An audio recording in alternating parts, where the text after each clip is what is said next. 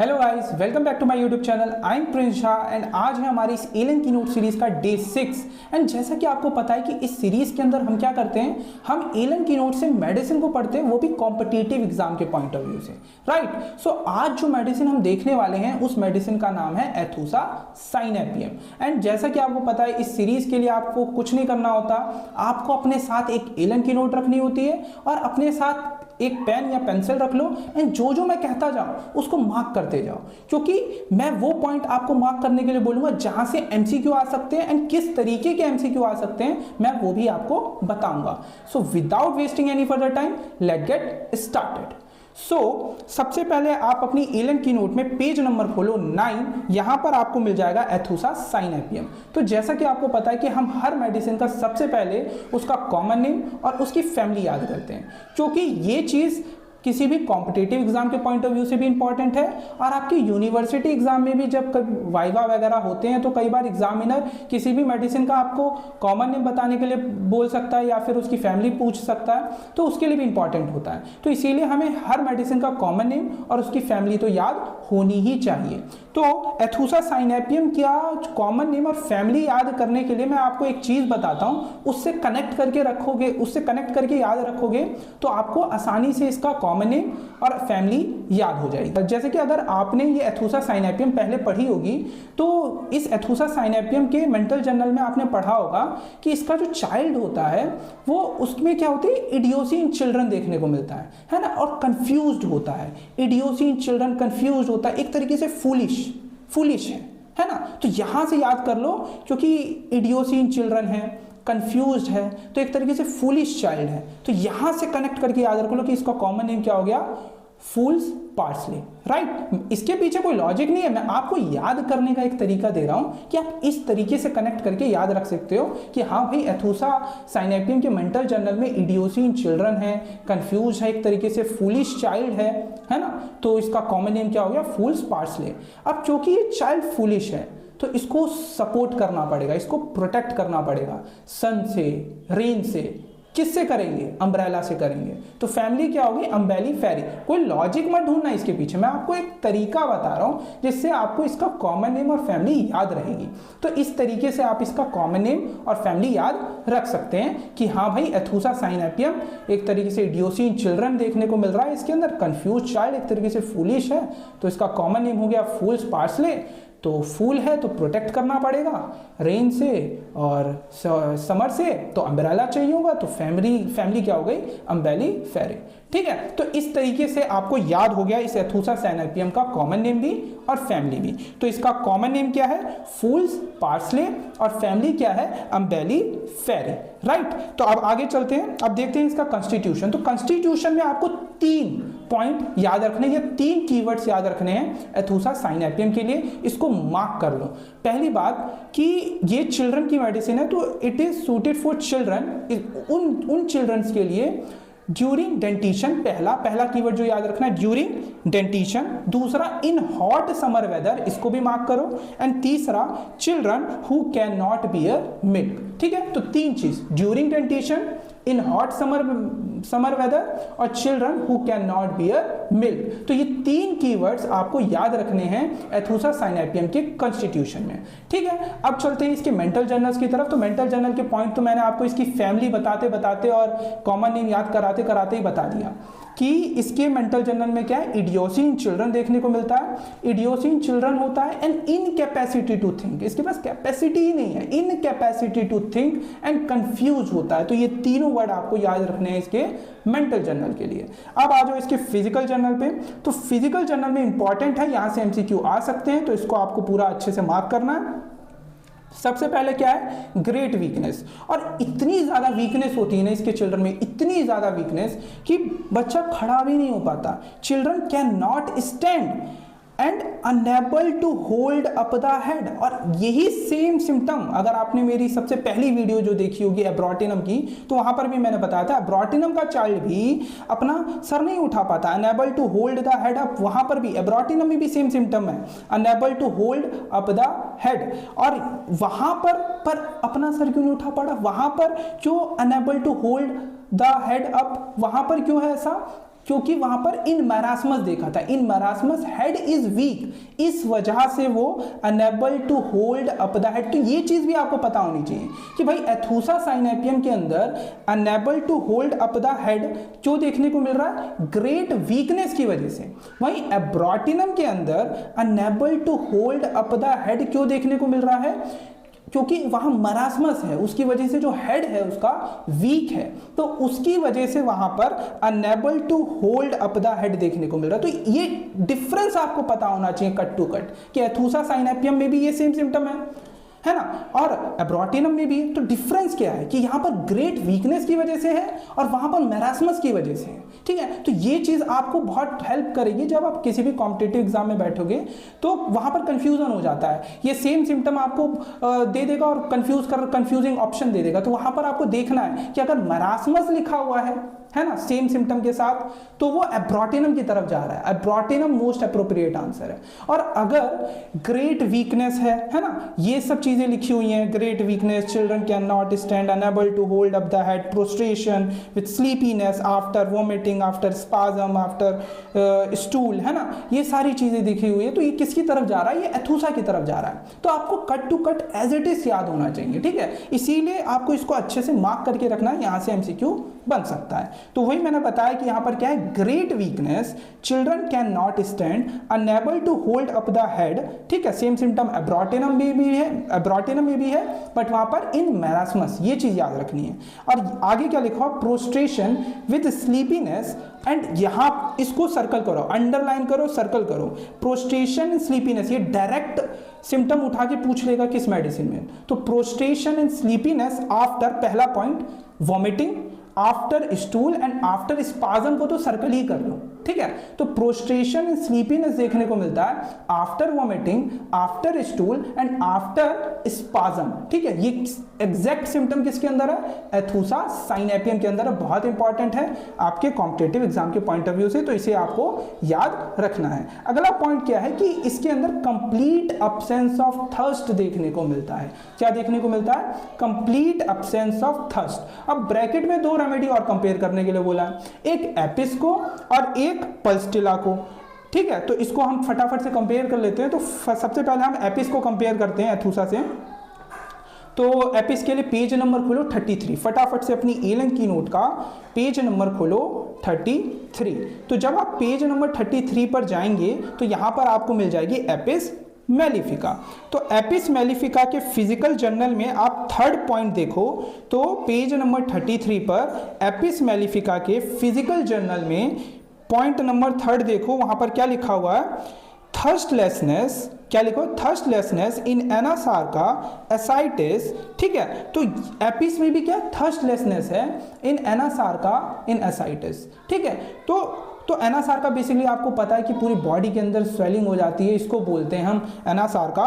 ठीक है, तो उसमें क्या है, थर्स्टलेसनेस। तो जैसा कि हम अभी एथूसा में भी देख के आए, वहां पर क्या है, कंप्लीट अब्सेंस ऑफ थर्स्ट है, और एपिस में भी क्या है, थर्स्टलेसनेस है इन एनासार्का। अब ब्रैकेट में एक और मेडिसिन लिखी हुई है, क्या, एसिटिकम एसिडम। तो जब मैंने आपको एसिटिकम एसिडम पढ़ाई होगी तो उसकी भी वीडियो आप देख लेना, वहां मैंने आपको बताया था कि जो एसिटिकम एसिडम होता है वहां पर थर्स्ट होता है, एसिटिक एसिड में थर्स्ट होता है, but no thirst in fever, वहां ये चीज मार्क्ड है। ठीक है, तो वहां से एमसीक्यू आ सकता है कि एसिटिकम एसिडम जब मैंने पढ़ाई थी, मैंने आपको बताया था कि वहां पर थर्स्ट होती है, बट फीवर के दौरान नो थर्स्ट, फीवर के टाइम पर नो थर्स्ट। तो ये की मार्क है कि फीवर के टाइम पर no thirst, no thirst in fever.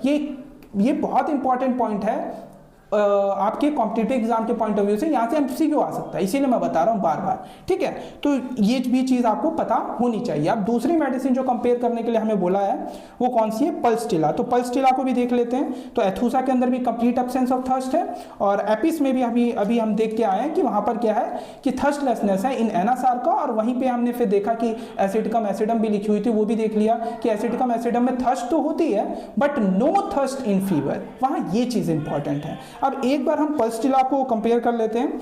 तो पल्सटिला के लिए पेज नंबर खोलो 251, तो फटाफट से अपनी एलन की नोट का पेज नंबर खोलो 251। तो जब आप अपनी एलन की नोट में पेज नंबर 251 पर जाएंगे तो यहाँ पर आपको देखने को मिल जाएगा पल्सटिला। यहाँ पर आप फिजिकल जर्नल का लास्ट थर्ड पॉइंट देखो, लास्ट का जो थर्ड पॉइंट है वहां पर आपको देखने को मिलेगा बोल्ड में लिखा हुआ थर्स्टलेसनेस नियरली ऑल कंप्लेंट्स। तो पल्सटिला में भी क्या लिखा हुआ है, बस यही चीज आपको दिखाना था कि पल्सटिला में भी क्या लिखा हुआ है, थर्स्टलेसनेस नियरली इन ऑल कंप्लेन। ठीक है, तो यहां पर भी पल्सटिला में भी क्या है, थर्स्टलेसनेस देखने को मिलती है। एथुसा के ब्रैकेट में जो एपिस और पल्सटिला लिखा हुआ था उसको तो कंपेयर कर लिया, बट वहां पर एक और रेमेडी लिखी हुई थी रिवर्स। इसका उल्टा किस में देखने को मिलता है, आर्सेनिकम में, तो उसको भी कंपेयर कर लेते हैं। तो आर्सेनिक के लिए पेज नंबर अपनी एलन की नोट में 42 खोलो, फटाफट से अपनी एलन की नोट का पेज नंबर 42 खोलो। तो एक बार ये भी हम कंपेयर कर ही लेते हैं एथुसा से, जो कि इसके अंदर उल्टा देखने को मिलता है। अभी जो हम देख के आए उनमें क्या है, थर्स्टलेसनेस देखने को मिल रही है, कि एथुसा में भी क्या है, कंप्लीट एब्सेंस ऑफ थर्स्ट है ना। और फिर हमने एपिस से जब कंपेयर किया तो वहां पर भी थर्स्टलेसनेस है इन एनएसआर का। ठीक है, वहां पर ब्रैकेट में एक और मेडिसिन लिखी हुई थी तो हमने वो भी देख लिया, कि मैंने आपको बताया कि याद दिलाया कि एसिटिकम एसिडम में हमने पढ़ा था कि वहां पर थर्स्ट होती है, बट थर्स्टलेसनेस या नो थर्स्ट कब देखने को मिलती है, फीवर के टाइम पे देखने को मिलती है। फिर इसके बाद हम पल्सटिला देखा, पल्सटिला में भी क्या है कि थर्स्टलेसनेस देखने को मिलती है नियरली इन ऑल कंप्लेंट्स। तो अब इन तीनों में तो थर्स्टलेसनेस देखा, बट उसका उल्टा आर्सेनिक में है, आर्सेनिक में थर्स्ट होती है। अब वो देख लेते हैं। तो आर्सेनिक के लिए पेज नंबर 42 में आपको मिल जाएगा आर्सेनिक एल्बम अपनी एलन की नोट में। तो पेज नंबर 43 पर फिजिकल जर्नल का आप पॉइंट देखो 4। ठीक है, तो यहां पर क्या लिखा हुआ है अपनी एलन की नोट में पेज नंबर 43 पर फिजिकल जर्नल का 4th पॉइंट देखो, क्या लिखा हुआ है, great thirst for cold water, है ना, great thirst for cold water. ठीक है, great thirst for cold water Causticum याद आया, cough relieved by drinking cold water Causticum में है ना। तो मैं बार बार आपको यही चीज सेम मेडिसिन, अगर आप मेरी ये सीरीज देखोगे ना तो आपको ये कॉमन पॉइंट्स याद होते जाएंगे जो आपको एमसीक्यू में बहुत हेल्प करेंगे। इसीलिए मैं बार बार बता देता हूँ कि जैसे अभी मैंने कोल्ड वाटर पढ़ा, मेरे को फिर से मैंने आपको बता दिया कि हाँ कॉस्टिकम में क्या है, कफ रिलीफ, क्योंकि वो पिक्यूलियर सिम्टम है उसका कि cough relieve by drinking cold water. ठीक है, तो बहुत पिक्यूलियर है, तो ये एग्जाम में पूछे जाते हैं क्योंकि बहुत पिक्यूलियर सिम्टम, अनकॉमन सिम्टम ही आपके एग्जाम में पूछे जाएंगे। तो कफ रिलीव बाय कोल्ड वाटर किसके अंदर है, कॉस्टिकम के अंदर है। ठीक है, तो अब ये कोल्ड वाटर से मुझे ये चीज याद है। तो क्या लिखा हुआ 4th point, great thirst for cold water. Arsenic album में क्या है, great thirst for cold water, drinks often. ठीक है, तो great thirst for cold water है, बट थोड़ा थोड़ा पिएगा, है ना, फ्रीक्वेंटली पिएगा। तो drinks often but little at a time, थोड़ा थोड़ा पिएगा, थोड़ी थोड़ी क्वांटिटी में, बार बार सिप करके पिएगा। ठीक है, एंड और पानी तो ये थोड़ा थोड़ा करके पिएगा एंड बार बार पिएगा, है ना। बट खाना उल्टा है, क्या लिखा हुआ, Yeats seldom means not often but much. मतलब कहने का मतलब ये है कि एक तो ये बहुत फ्रीक्वेंटली नहीं खाएगा, पर जब खाएगा तो बहुत खाएगा, है ना। तो देख रहे हो एकदम उल्टा, पानी तो ये फ्रीक्वेंटली पी रहा है, थोड़ा थोड़ा करके पी रहा है, बट खाना उल्टा है इसका कि नॉट ऑफन, मतलब सेल्डम लिखा हो ना, ईट सेल्डम मीन्स होता है नॉट ऑफन, मतलब बार बार नहीं खाएगा, है ना, पर जब खाएगा तो बहुत खाएगा, इसीलिए आगे लिखा होगा बट मच। ठीक है, तो वही चीज लिखा हो, तो बहुत इंपॉर्टेंट है ये पूरी लाइन, इसीलिए इसको अच्छे से मार्क करके रख लो। ये डायरेक्टली आपके एमसीक्यू में ये सिम्टम डाल के पूछ सकता है कौन सी मेडिसिन में ये सिम्टम देखने को मिलता है। तो आपको ये पूरा आपको याद रखना, ऊपर वाला तो सबको जनरली याद होता है, नीचे वाला याद नहीं रहता, तो इसको अच्छे से सर्कल कर लो। Eat seldom but much, seldom का मतलब क्या होता है, not often, not very often. ठीक है, समझ में आ गया। तो great thirst for cold water, drinks often but little at a time, eat seldom but much. ठीक है, तो बार बार नहीं खाएगा, बट जब खाएगा तो बहुत खाएगा। तो बहुत इंपॉर्टेंट सिम्टम है इस आर्सेनिक एल्बम का, जो आपको याद रखना है। ठीक है, तो हमने आर्सेनिक एल्बम को भी कंपेयर कर लिया। तो वापस से अपने एलन की नोट का पेज नंबर 10 पे चलो, वापस से अपनी मेडिसिन एथुसा साइनेपियम, अब उसे देख लेते हैं। तो जब आप एथुसा साइनेपियम पर आएंगे वापस, तो एथुसा साइनेपियम पे हमने फिजिकल जर्नल के भी जो दोनों पॉइंट्स थे वो देख लिए। अब इसके फेस पे आ जाओ, तो फेस में इसके 3 पॉइंट हैं और ये तीनों के तीनों ही बहुत इंपॉर्टेंट हैं। तो आपको याद रखना है, इन तीनों के तीनों पॉइंट को आपको अंडरलाइन करना है, या आपके एमसीक्यू में पूछे जा सकते हैं डायरेक्ट ये सिम्टम डाल के। तो पहला पॉइंट क्या लिखा हुआ है, unexpression of great anxiety and pain. Unexpression, अब मैं ये एक्सप्रेशन पढ़ा ना, मुझे एक और चीज याद आई कि हम एकोनाइट में पढ़ा था ना कुछ ऐसा ही कि काउंटिनेंस एक्सप्रेसिव ऑफ फियर, है ना, किसके एकोनाइट में पढ़ा था, है ना। तो ऐसे आप जब भी कोई सिम्टम पढ़ो ना मिलता जुलता, तो आपको ऐसे ही क्लिक करना चाहिए कि ऐसा सेम सिम्टम और किस मेडिसिन में है ना। तो ऐसे ही जैसे मैंने ये पढ़ा एक्सप्रेशन एक्सप्रेसिव, है ना, ये चीज पढ़ा तो ऐसे याद आया कि हाँ, कि एकोनाइट में भी तो पढ़ा था कि काउंटिनेंस एक्सप्रेसिव ऑफ फियर। तो काउंटिनेंस एक्सप्रेसिव ऑफ फियर किसमें है ना, तो एकोनाइट के अंदर है। तो यही है इसके, बट इस एथुसा साइनेपियम में क्या है, unexpression of great anxiety and pain, unexpression of great anxiety and pain with drawn condition and well marked linear nasalis. अब ये जो वेल मार्क्ड लीनियर नेजालिस है ना, ये चीज होती है, ये चीज होती है ना, ये इसको बोलते हैं लीनियर नेजालिस। तो ये जो है ना, ये एथुसा के पेशेंट में ये जो लीनियर नेजालिस है, ये वेल मार्क्ड होती है। ये क्या होती है, ये वेल मार्क्ड होती है। ये लीनियर नेजालिस क्या होती है, वेल मार्क्ड होती है। तो ये बहुत इंपॉर्टेंट है, इस लीनियर नेजालिस वाले पॉइंट को ना आप अच्छे से सर्कल ही कर लो, ठीक है। तो ये जो लीनियर नेजालिस है एथुसा के पेशेंट के अंदर वेल मार्क्ड होती है, इसको अच्छे से सर्कल कर लो, एमसीक्यू में पूछा जा सकता है और आपके एग्जाम पॉइंट ऑफ व्यू से भी इंपॉर्टेंट है। इसके अलावा दूसरा पॉइंट क्या लिखा हुआ है, feature expressive of pain and anxiety. Features expressive of pain, यहां पर क्या है, एकोनाइट में फियर है ना, काउंटिनेंस एक्सप्रेसिव ऑफ फियर, यहां क्या है, pain and anxiety, pain and anxiety देखने को मिलती है, इसके चेहरे को देखते हैं, ठीक है। तो features expressive of pain and anxiety. And तीसरा पॉइंट क्या है, herpetic eruption at the end of the nose. ये भी बहुत पिक्यूलियर है, इसको भी आपको अच्छे से मार्क करके रखना है कि herpetic eruption at the end of the knows, eight the end of the nose. तो ये तीनों के तीनों पॉइंट जो है इसके फेस में बहुत इंपॉर्टेंट है। पहला कि expressive of great anxiety and pain, drawn condition, well marked linear nasalis, well marked linear nasalis, ठीक है। इसके बाद दूसरा पॉइंट क्या है, feature expressive of pain and anxiety. And तीसरा क्या है, herpetic eruption on the end of the nose, herpetic eruption on the end of the nose. तो ये तीनों के तीनों पॉइंट इसके फेस में आपको एज इट इज याद रखते हैं। इसके बाद आ जाओ इसके गैस्ट्रोइंटेस्टाइनल सिस्टम पर। तो इसमें सबसे पहला पॉइंट, और ये इस मेडिसिन का सबसे इंपॉर्टेंट सिम्टम है जो आपको अपने एग्जाम में लिख के ही आना, अगर आपके मटीरियल मेडिका में ये मेडिसिन लिखने के लिए आती है, क्योंकि ये सबसे इंपॉर्टेंट सिम्टम है इस मेडिसिन का, कि indigestion of teething children, violent and sudden vomiting of frothy milky white substance और yellow fluid followed by curdled milk and cheesy matter. तो इस पूरे सिम्टम को आपको अच्छे से अंडरलाइन करना है, स्टार लगा लेना है, क्योंकि ये सिम्टम बहुत ज्यादा इंपॉर्टेंट है एथुसा साइनेपियम के लिए।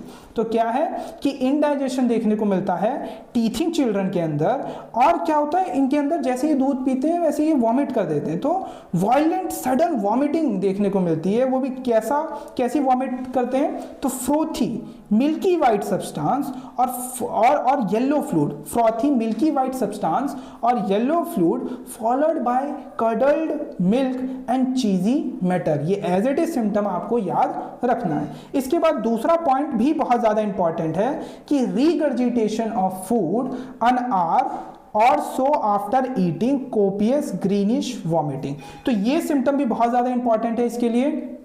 जनरली इससे ऊपर वाला सिम्टम तो सबको याद रहता है, ठीक है। इससे ऊपर वाले जो सिम्टम है ना, कडल्ड मिल्क, चीजी मैटर, ये सब जैसे ही सुनते हैं हमें एथुसा याद आ जाती है। बट ये दूसरा वाला सिम्टम कई बार हम भूल जाते हैं, तो इसको अच्छे से मार्क करके रखना।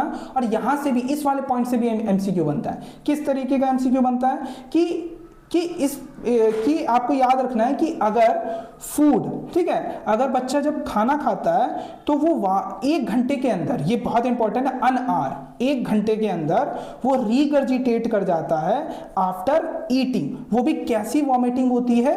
ग्रीनिश वॉमिटिंग होती है। कैसी? ग्रीनिश। ग्रीनिश को सर्कल करो, ग्रीनिश वॉमिटिंग। वो भी कब? After 1 hour after eating. तो 1 hour after eating greenish vomiting हो रही है, रीगर्जिटेशन ऑफ फूड देखने को मिल रहा है। तो ये एज इट इज सिम्टम किसके अंदर है? एथुसा साइनेपियम के अंदर है। बहुत इंपॉर्टेंट है, ये जनरली बच्चे भूल जाते हैं, तो इसको आपको अच्छे से मार्क करके रखना है, आपको अच्छे से याद रखना है कि अगर रीगर्जिटेशन ऑफ फूड देखने को मिल रहा है after an hour after eating, मतलब 1 घंटे के बाद after eating regurgitation of food देखने को मिल रहा है एंड वॉमिटिंग हो रही है, वो भी कैसी? ग्रीनिश। ठीक है, तो ग्रीनिश वॉमिटिंग हो रही है, तो कौन सी मेडिसिन? एथुसा साइनेपियम। अगला क्या है? Intolerance of milk. जैसा कि बताया कि इस मेडिसिन के बच्चे में क्या देखने को मिलता है? इंटॉलरेंस ऑफ मिल्क देखने को मिलता है। Can not bear milk in any form, it is vomited in large curd as soon as taken. तो एक बात आपको याद रखना है कि मिल्क तो जैसे ही ये लेगा वैसे ही ये वॉमिट कर देगा।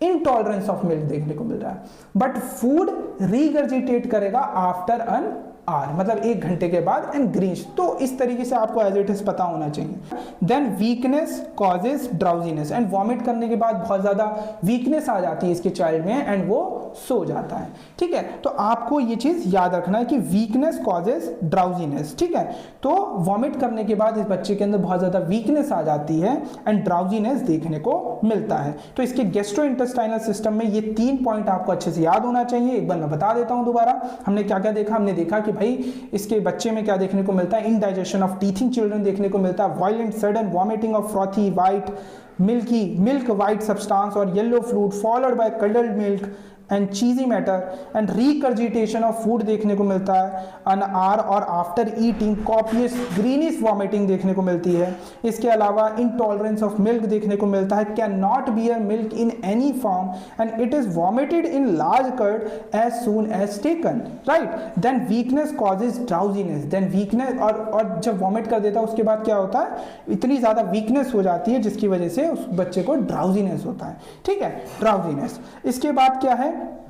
ड्राउजीनेस, स्लीपीनेस, है ना, बच्चा ड्राउजीनेस थक जाता है ना, तो बहुत ज़्यादा ड्राउजीनेस स्लीपीनेस देखने को मिलती है वॉमिट करने के बाद। इसके बाद कंपेयर करने के लिए एक मेडिसिन बोला हुआ है, कौन सी?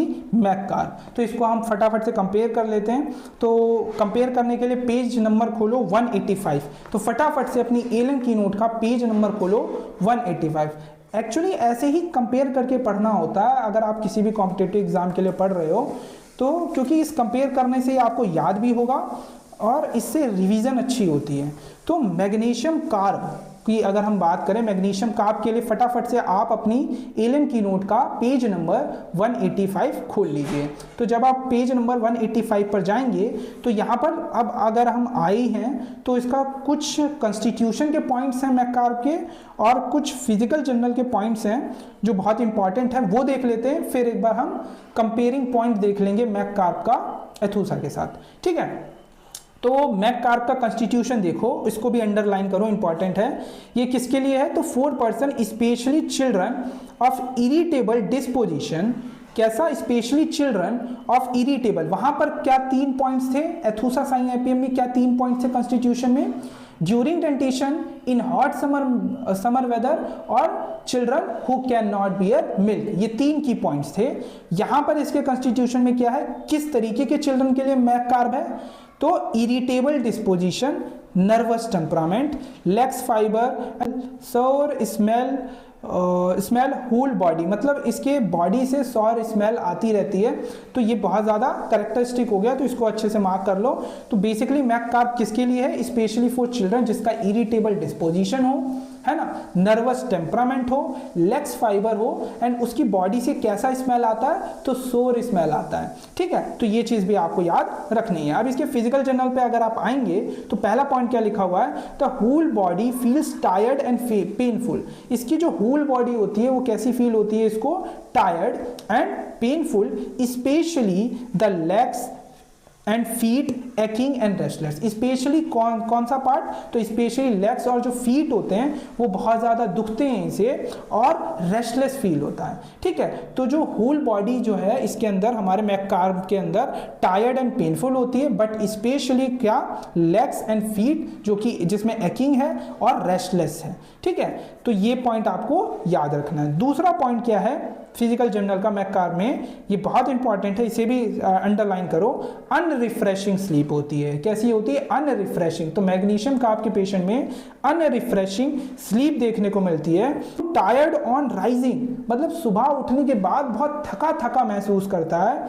Who tired on rising than when retiring, मतलब इतना ज़्यादा थका हुआ, सुबह उठने के बाद इतना ज़्यादा थका हुआ महसूस करता है जितना कि वो शाम को सोने से पहले भी नहीं कर रहा होता है। समझ रहे हो?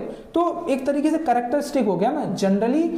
जनरली होना क्या चाहिए कि मतलब सुबह उठते हैं तो एकदम एनर्जेटिक फील होना चाहिए, है ना, और शाम को जनरली पूरा काम वाम करने के बाद हम थक जाते हैं, है ना, तो शाम को हम टायर्ड फील करते हैं, तो ये सब ठीक है, कॉमन। बट यहाँ देखो ना, अनरिफ्रेशिंग स्लीप है, मोर टायर्ड ऑन राइजिंग, मतलब ज़्यादा थका हुआ ये महसूस करता है जब ये उठता है, और किसके कंपैरिजन में, देन रिटायरिंग, मतलब इवनिंग में जब वो सोने जा रहा है तो उससे ज़्यादा थका हुआ तो ये सुबह उठने के बाद महसूस करता है, उससे ज़्यादा थका होता है जितना ये सोने से पहले कर रहा होता है। तो ये चीज़ बहुत इंपॉर्टेंट है इस मेडिसिन के लिए, क्या कि unrefreshing sleep, more tired on rising than when retiring. इसके बाद ये जो सेम सिम्टम है ना, unrefreshing sleep, more tired on rising than when retiring, ऐसा कुछ सिफिलाइनम में भी पढ़ा था।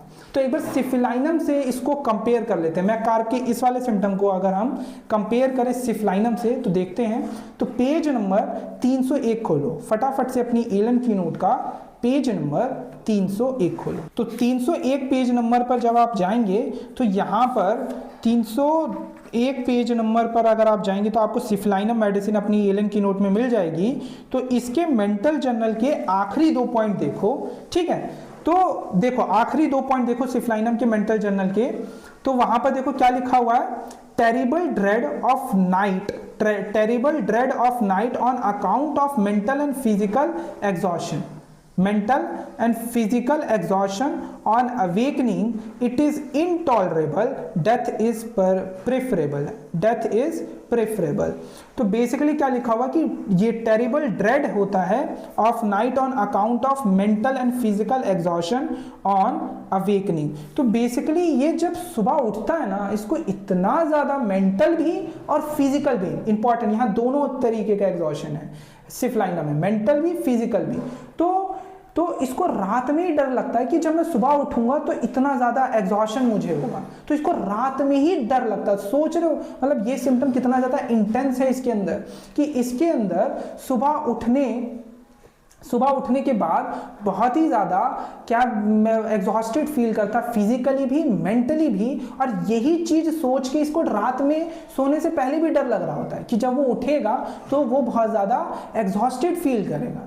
समझ रहे हो? तो बहुत इंपॉर्टेंट सिम्टम है, इसको अच्छे से मार्क कर लो कि terrible dread of night on account of mental and physical exhaustion, दोनों मेंटल भी फिजिकल एग्जॉशन भी ऑन अवेकनिंग, एंड इतना ज़्यादा एग्जॉशन होता है ना कि ये इसके लिए इनटॉलरेबल होता है। कैसा होता है? इनटॉलरेबल होता है, एंड डेथ इज प्रेफरेबल।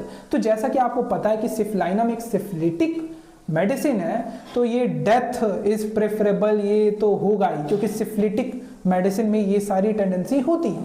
तो डेथ इज प्रेफरेबल बहुत इंपॉर्टेंट सिम्टम है, इस पूरे सिम्टम को अच्छे से मार्क करके रख लो, आपके एमसीक्यू में पूछा जा सकता है। इसके अलावा दूसरा पॉइंट अगर आप देखेंगे तो fears the terrific suffering from exhaustion on awakening. तो यहाँ पर फियर है, यहाँ पर देख रहे हो ये सिम्टम कितना ज्यादा मार्क्ड है कि यहाँ पर फियर है, फियर द टेरिफिक सफरिंग, उससे डर लगता है, वो उस चीज़ के बारे में सोच के डर जाता है कि जब वो उठेगा तो वो बहुत ज़्यादा एग्जॉस्टेड फील करेगा। तो fears the terrific suffering from exhaustion on awakening किसके अंदर है? fears the terrific suffering from exhaustion on awakening किस मेडिसिन के अंदर है? तो सिफलाइनम के अंदर है। तो फटाफट से मैककार्ब पर वापस आ जाओ। तो मैककार्ब के लिए हम कौन से पेज नंबर पर थे? तो 185 पेज नंबर पर वापस आ जाओ। तो यहां पर क्या था? यहां पर मोर टायर्ड ऑन राइजिंग, ठीक है। यहां पर मैककार्ब में क्या था? Unrefreshing sleep, more tired on rising than when retiring. तो अगर ये सिम्टम है तो मैककार्ब है, और अगर वो फियर कर रहा है ना, टेरिफिक सफरिंग है ना, उसको डर लग रहा है, fear terrific suffering of exhaustion on awakening, ये सारी चीजें हैं उसके अंदर। वो रात को भी उसको टेरिबल ड्रेड हो रहा है ना, कि जब वो सुबह उठेगा तो फिजिकली भी मेंटली भी बहुत ज्यादा एग्जॉस्टेड फील करेगा, और इतना ज्यादा कि इनटॉलरेबल है, डेथ इज प्रेफरेबल। तो ये सब सिफलाइनम की तरफ है। वहीं अगर अनरिफ्रेशिंग स्लीप है ना, मोर टायर्ड ऑन राइजिंग है देन रिटायरिंग, तो ये किसकी तरफ है? मैग्नीशियम कार्ब के अंदर है, ठीक है। तो ऐसे आपको कंपेयर करके याद रखना है। इसके अलावा इसके गैस्ट्रोइंटेस्टाइनल सिस्टम का थर्ड पॉइंट का सबसे आखिरी पॉइंट देखो, आखिरी सब पॉइंट देखो क्या लिखा हुआ है? Milk passes undigested in nursing children. तो देख रहे हो, इसीलिए उधर मैककार्ब लिखा हुआ था। तो इनटॉलरेंस ऑफ मिल्क एथूसा में तो देखने को मिलता है ना, वहां पर भी चीजी मैटर, या जैसे ही वो बच्चा मिल्क लेता है वैसे ही वो वॉमिट कर देता है ना। तो एथूसा के बच्चे में भी क्या है? इनटॉलरेंस ऑफ मिल्क है। बट मैग्नीशियम कार्ब ब्रैकेट में क्यों लिखा हुआ था? क्योंकि यहां पर भी मिल्क पासेस को अंडरलाइन करो आप। अगर इसके जीआई सिस्टम का थर्ड पॉइंट का जो डायरिया वाला पॉइंट है उसका सबसे नीचे चले जाओ, वहां पर लिखा हुआ है मिल्क पासेस, मैग्नीशियम कार्ब में milk passes undigested in nursing children, milk passes undigested in nursing children। ये सेम सिम्टम किसके अंदर है? तो ये सेम सिम्टम है मैग्नीशियम कार्ब के अंदर। आपको एज इट इज याद रखना है कि milk passes undigested in nursing children, यहां से डायरेक्ट एमसीक्यू आ सकता है। किसके अंदर है? मैग्नीशियम कार्ब के अंदर है, ठीक है। तो वापस से आ जाओ अपनी मेडिसिन पेज नंबर 10 पर, एथूसा साइनेपियम पर, ठीक है। तो हमने कंपेयर कर लिया है मैककार्ब से एथूसा साइनेपियम को। अब वापस से अगर आप आ जाएंगे, ठीक है, तो अब इसके नर्वस सिस्टम पर चलते हैं। हमने जीआई के सारे सिम्टम्स देख लिए एथूसा साइनेपियम के, अब इसका नर्वस सिस्टम देखते हैं। तो नर्वस सिस्टम में क्या है? एपिलेप्टिक, ये भी बहुत इंपॉर्टेंट सिम्टम है इस मेडिसिन का, एथूसा साइनेपियम का। तो epileptic spasm with clenched thumb, epileptic spasm with clenched thumb, red face and eyes turned downward. अब ना आईज टर्न्ड डाउनवर्ड को ना सर्कल कर लो। क्यों बोल रहा हूं? क्योंकि जनरली जब एपिलेप्टिक स्पाज्म आते हैं तो आईज अपवर्ड टर्न करते हैं, बट एथूसा में मार्क क्या है, की फीचर क्या है कि यहां पर आईज टर्न्ड डाउनवर्ड। बहुत इंपॉर्टेंट है, पिक्यूलियर है, इसे बोल्ड में भी लिखा हुआ है, इसको अच्छे से सर्कल कर लो, ठीक है। बहुत ही ज्यादा पिक्यूलियर एंड 3+ सिम्टम है इस मेडिसिन का कि आईज टर्न्ड डाउनवर्ड, ठीक है। तो इसको अच्छे से आपको सर्कल करके रखना है कि एपिलेप्टिक स्पाज्म के दौरान इसमें क्या देखने को मिलता है? Eyes turned downward. फिर इसके बाद आगे तो वही है, प्यूपिल्स फिक्स्ड, डायलेटेड, ये सब कॉमन फीचर्स हैं एपिलेप्टिक स्पाज्म के। फोम एट द माउथ, जो लॉक्ड, तो ये सब कॉमन सिम्टम हो गए। फिर इसके बाद जो लिखा हुआ है ना, पल्स स्मॉल हार्ड क्विक, इसको सर्कल करो, ये इंपॉर्टेंट है कि पल्स स्मॉल हार्ड क्विक। तो आपको इसके एपिलेप्टिक स्पाज्म में क्या याद रखना है? Clenched thumb, eyes turn downward और पल्स स्मॉल हार्ड क्विक। बाकी तो फिर कॉमन सिम्टम है कि pupils fixed, dilated, foams at the mouth, jaws locked, है ना, ये सब कॉमन सिम्टम है, ठीक है। तो इस पूरे के अंदर आपको ये 3 चीजें आपको एकदम सर्कल करके रखने हैं। एक तो eyes turn downward, pulse small hard quick और क्लेंज्ड थंब को भी आप अच्छे से सर्कल कर लो। तो इसके नर्वस सिस्टम में आपको ये चीजें अगर आपको याद होनी चाहिए, क्योंकि अगर आपको किसी भी क्वेश्चन के अंदर ये डायरेक्ट सिम्टम उठाकर दे देगा कि epileptic spasm with clenched thumb, eyes turn downward, है ना, पल्स स्मॉल हार्ड क्विक, तो ये सब चीजें अगर आप देखो तो तुरंत आपको याद आना चाहिए एथूसा साइनेपियम, स्पेशली आईज टर्न्ड डाउनवर्ड, बहुत इंपॉर्टेंट है। इसके बाद जब हम इधर एपिलेप्टिक स्पाज्म की बात कर रहे हैं तो एकोनाइट में भी हमने कन्वर्जन देखा था, है ना। तो एक बार फटाफट से पेज नंबर 4 खोलो। पेज नंबर 4 पर आपको मिल जाएगी एकोनाइट नेपेलस अपनी एलन की नोट में। वहां पर भी एक बार हम देख ही लेते हैं, क्योंकि यहाँ पर एपिलेप्टिक स्पाज्म की बात हुई है तो एक बार एक और मेडिसिन हमने पहले पढ़ी हुई है एकोनाइट नेपेलस, तो उसको भी देख लेते हैं कि उससे भी कंपेयर कर लेते हैं ना एथूसा को। तो पेज नंबर 4 पर आपको एकोनाइट नेपेलस मिल जाएगा। तो इसके भी एकोनाइट नेपेलस के भी नर्वस सिस्टम का सेकंड पॉइंट देखो क्या लिखा हुआ, conversion of teeth in children.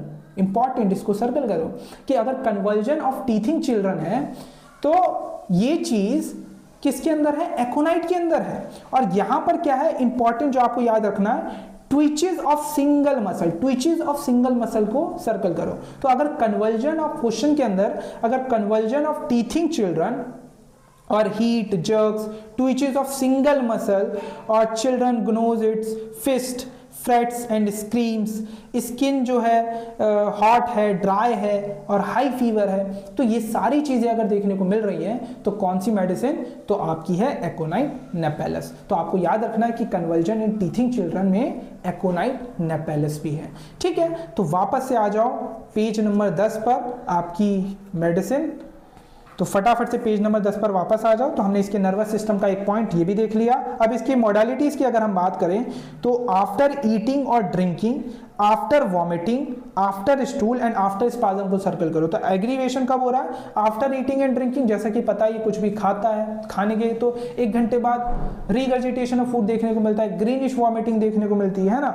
Drinking है ना, आफ्टर और कब एग्रीवेशन देखने को मिल रहा है, आफ्टर वॉमिटिंग, क्योंकि after vomiting, after stool and after spasm prostrated sleepiness feel करता है। तो इन तीनों के बाद भी इसके अंदर एग्रीवेशन देखने को मिलता है। तो इसका जो मोडालिटी है ना ये बहुत इंपॉर्टेंट है, एमसीक्यू में डायरेक्ट पूछ लेता है कि after vomiting, after stool and after spasm aggravation कौन सी मेडिसिन, तो आपको तुरंत याद आना चाहिए एथूसा साइनेपियम। इसके बाद रिलेशन में अगर आप देखेंगे तो 4 मेडिसिन लिखी हुई हैं जो कि इस एथूसा साइनेपियम के सिमिलर है, एंटीमोनियम क्रूड, आर्सेनिक, कैल्केरिया और सैनिकुला। तो अब हम क्या करेंगे, इन चारों मेडिसिन को देखेंगे और जानने की कोशिश करेंगे कि एथूसा से क्या चीज कॉमन है इन चारों मेडिसिन में। ठीक है, तो सबसे पहले चलते हैं एंटीमोनियम क्रूड। ठीक है, तो एंटीमोनियम क्रूड को देख लेते हैं कि क्या चीज सिमिलर है। तो एंटीमोनियम क्रूड के लिए आप फटाफट से अपनी एलन की नोट का पेज नंबर खोलो 29। तो फटाफट से अपनी एलन की नोट का आप पेज नंबर खोलो 29। तो जब आप पेज नंबर 29 पर जाएंगे तो आपको मिल जाएगी क्या, कौन सी मेडिसिन, एंटीमोनियम क्रूड। तो पेज नंबर 29 पे आपको मिल जाएगी एंटीमोनियम क्रूड। तो एंटीमोनियम क्रूड का सबसे पहले तो मेंटल जर्नल देख लो। तो मेंटल जर्नल का सेकंड पॉइंट देखो क्या लिखा हुआ है एंटीमोनियम क्रूड में पेज नंबर 29 पर, ग्रेट सैडनेस विद वीपिंग। इसमें क्या होती है, फटाफट से देखेंगे, great sadness with weeping, loathing of life, मतलब इसको अपनी लाइफ, इतनी ज्यादा सैडनेस है, इतनी ज्यादा वीपिंग टेंडेंसी है कि इसको अपनी लाइफ बोझ लग रही है ना, लूथिंग लाइफ, एंशियस, लैक्राइमोज मूड होता है, द स्लाइटेस्ट थिंग अफेक्ट्स हर, है ना, और एडजेक्ट डिसअपियर, एंड इतनी ज्यादा ये मतलब सैडनेस है कि इसके अंदर क्या है, सुसाइड करने की टेंडेंसी है बाय ड्राउनिंग, है ना। ड्राउनिंग मींस पता ही है आपको, डूब के मरना चाहता है ना, सुसाइड करना चाहता है। तो सुसाइड बाय ड्राउनिंग, तो ये इन सबको आपको अच्छे से मार्क करना है, इंपॉर्टेंट है, ये लिख देता है सुसाइड बाय ड्राउनिंग किसमें, आपको पता होना चाहिए, एंटीमोनियम क्रूड है इसमें। ठीक है, इसके बाद अगला क्या है, irresistible desire to talk in rhymes or repeat verses, मतलब शेर व शायरी में बात करता है। तो irresistible desire to talk in rhymes or repeat verses, और आखिरी पॉइंट क्या है इसके मेंटल जर्नल में, sentimental mood in the moonlight, sentimental mood in the moonlight, especially aesthetic love, bad effects of disappointed affection। ठीक है, तो bad effects of disappointed affection, sentimental mood in the moonlight, ये सारे symptom बहुत ज्यादा important हैं antimonium crude के, इन सबको मार्क कर लो, एमसीक्यू आ सकता है। तो गैस्ट्रो, तो अगर आप एंटीमोनियम क्रूड के लिए इसके जीआई सिस्टम का सेकंड पॉइंट देखेंगे, बहुत इंपॉर्टेंट है, आपको इसको अच्छे से अंडरलाइन करना है कि गैस्ट्रिक एंड इंटेस्टाइनल अफेक्शन देखने को मिलता है from bread and pastry, acid, specially vinegar, sour and bad wine. इसके बाद क्या लिखा हुआ है, इसके बाद वाला पॉइंट ना बहुत ज्यादा इंपॉर्टेंट है। ठीक है, ये आपको सर्कल करना है। After cold bathing, overheating और हॉट वेदर, इंपॉर्टेंट। तो क्या होगा पता, क्वेश्चन कैसे आएगा? क्वेश्चन आपको आएगा कि गैस्ट्रिक एंड इंटेस्टाइनल अफेक्शन, ये बीच के पॉइंट नहीं देगा, ये डायरेक्ट ये लिखेगा कि gastric and intestinal affection after cold bathing, overheating और हॉट वेदर किस मेडिसिन के अंदर है?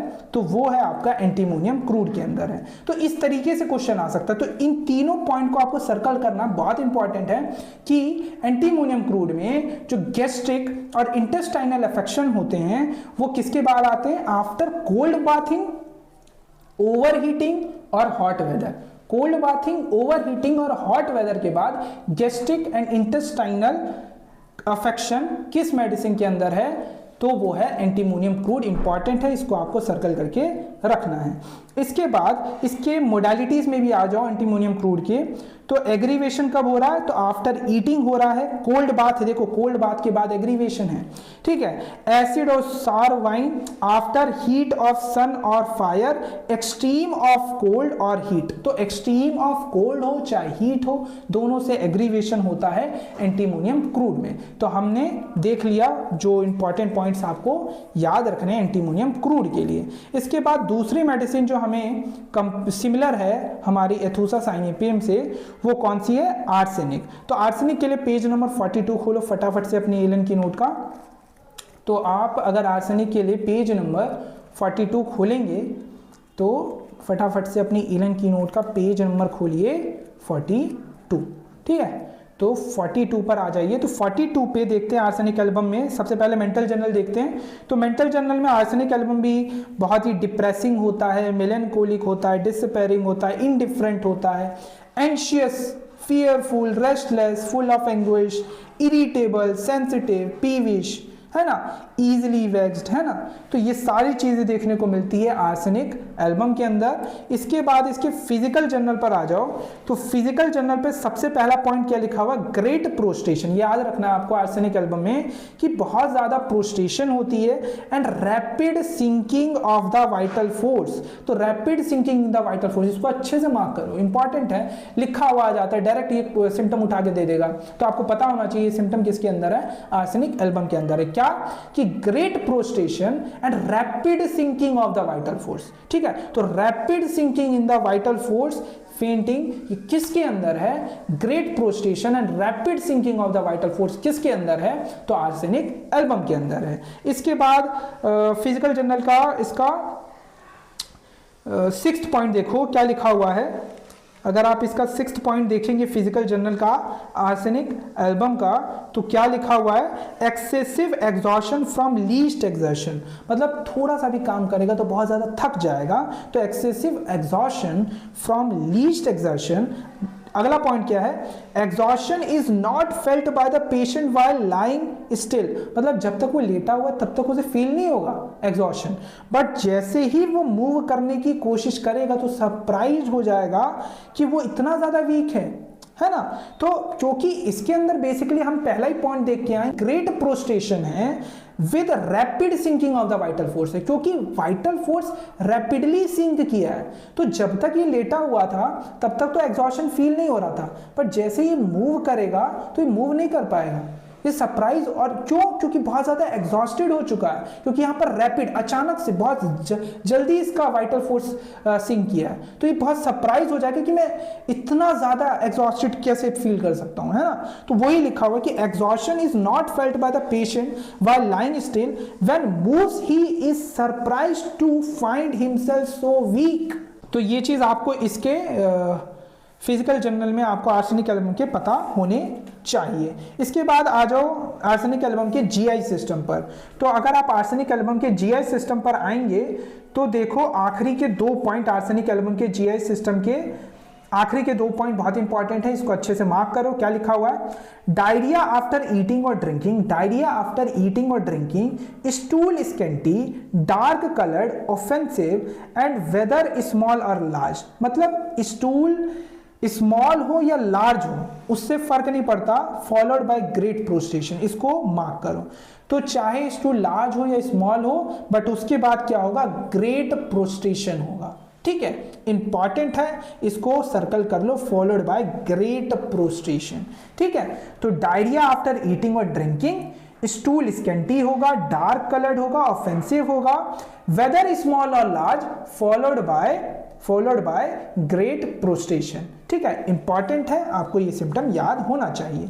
दूसरा हेमरॉइड्स का पॉइंट है, क्या लिखा हुआ है, with stitching pain when walking और सिटिंग, तो मतलब वो ना चल सकता है ना बैठ सकता है, तो करेगा क्या, है ना। तो हेमरॉइड्स में देखो क्या है, with stitching pain when walking और सिटिंग, नॉट एट स्टूल, देख रहे हो कितना पिक्यूलियर है, नॉट एट स्टूल, इसको सर्कल मारो, बहुत ज्यादा पिक्यूलियर है कि इसको हेमरॉइड्स में स्टिचिंग पेन होता है व्हेन वॉकिंग और sitting, but not at stool, important, बहुत peculiar, but not at stool, preventing sitting और स्लीप, बर्निंग पेन, जो कि burning pain is ameliorated by heat, burning pain जो होता है इसका क्या होता है, ameliorated by heat, and fissure make voiding urine difficult, fissure make voiding urine difficult. ठीक है, जो फिशर है वो क्या करते हैं, वॉइडिंग यूरिन डिफिकल्ट, बहुत इंपॉर्टेंट है, इसको आपको अच्छे से मार्क करना है जो, ठीक है,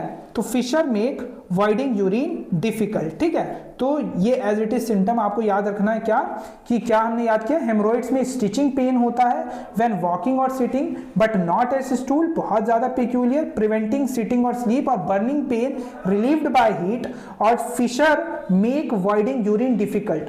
तो एनल और यूरिन सिम्टम एक और जगह हमने देखा था कनेक्टेड, कहाँ, म्यूरेटिक एसिड में, तो एक बार उससे भी कंपेयर कर लेते हैं। तो आर्सेनिक एल्बम में याद रखो क्या है, fissure make voiding urine difficult, arsenic album में क्या है, fissure make voiding urine difficult.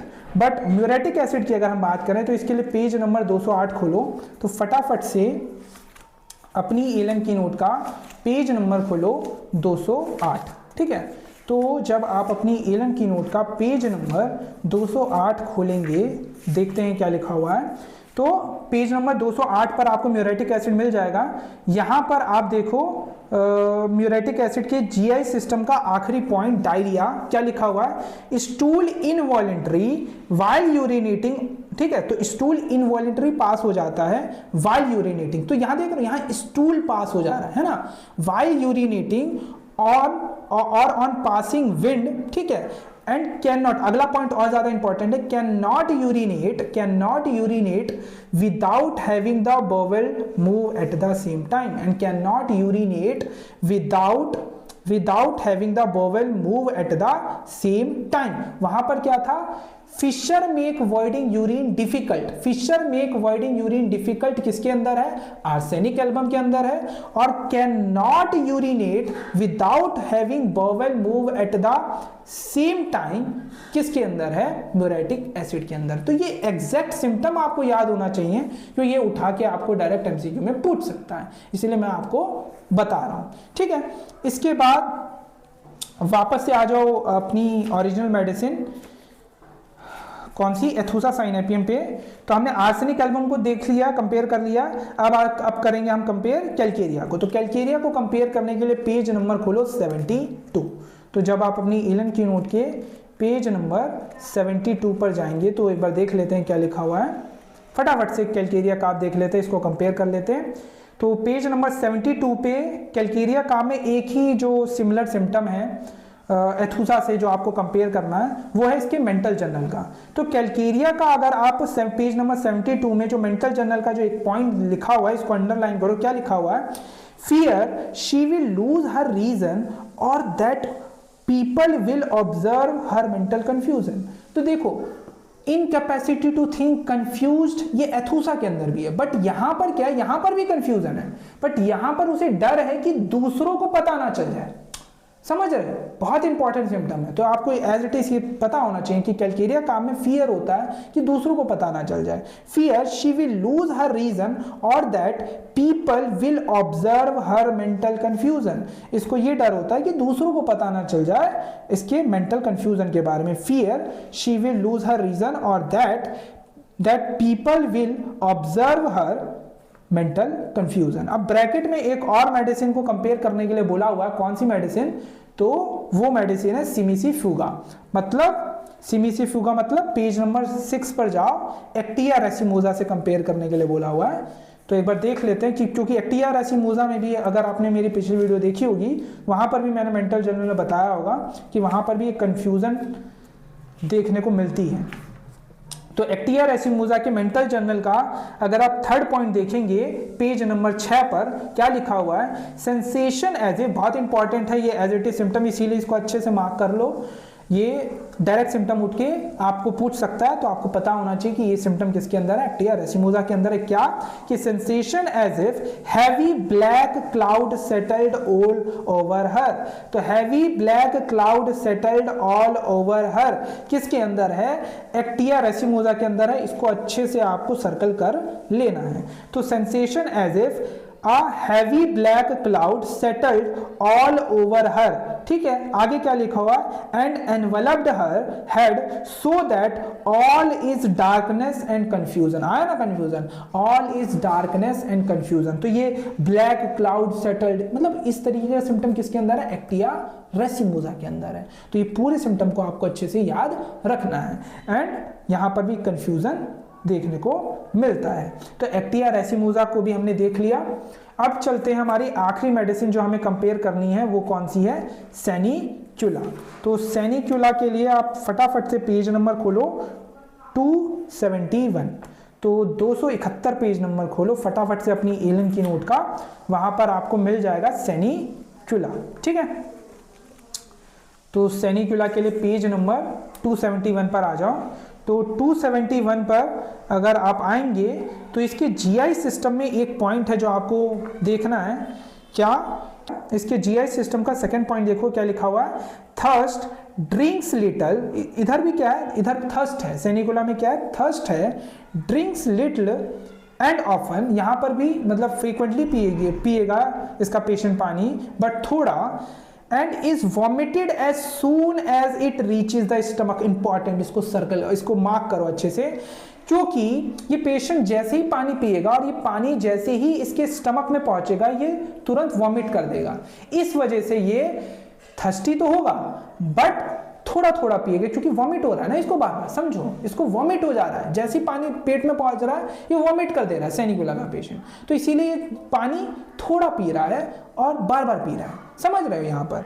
तो ये एग्जैक्ट सिम्टम किसके अंदर है, सेनिक्यूला। क्या लिखा हुआ है, thirst drinks little and often and is vomited, यहां is vomited as soon as it reaches the stomach. Important, ये एग्जैक्ट सिम्टम किसके अंदर है, तो ये है आपका सेनिक्यूला के अंदर।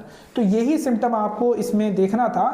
तो इसी के साथ हमने जो ये एथुसा साइनेपियम है ये कंपेयर करके, है ना, हमने सारी मेडिसिन जो जो कंपेयर करनी थी हमें एथुसा के साथ, हमने कंपैरिजन के साथ पूरी एथुसा साइनेपियम कंप्लीट कर लिया।